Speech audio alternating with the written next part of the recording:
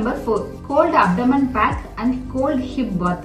Cold abdomen packல நம்ம ஐ back போட்ட மாதிரியே ஆனா ஒரு ஜான் அளவுக்கு நம்ம காட்டன் கிளாத் எடுத்து அதை நம்ம ஃபோல்ட் பண்ணிட்டு 4ஆ ஃபோல்ட் பண்ணிட்டு கோல்டு வாட்டர்ல நல்லா டிப் பண்ணிட்டு நம்மளோட அப்டமன்ல ஸ்ப்ரெட் பண்ணணும்.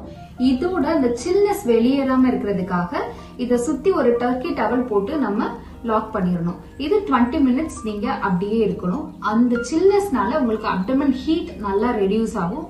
இது மட்டும் இல்லாம கோல்டு ஹிப் பாத்லயும் நம்மளுக்கு அப்டமனுக்கு மேல வரைக்கும், அதாவது அந்த தொப்புளுக்கு மேல வரைக்கும் தண்ணீரோட லெவல் இருக்கணும். அந்த மாதிரி ஒரு டப்ல தண்ணி புடிச்சிட்டு நீங்க உள்ள உட்காந்துட்டீங்க அப்படின்னா 20 to 30 மினிட்ஸ் நீங்க இதை மெயின்டைன் பண்ணணும்.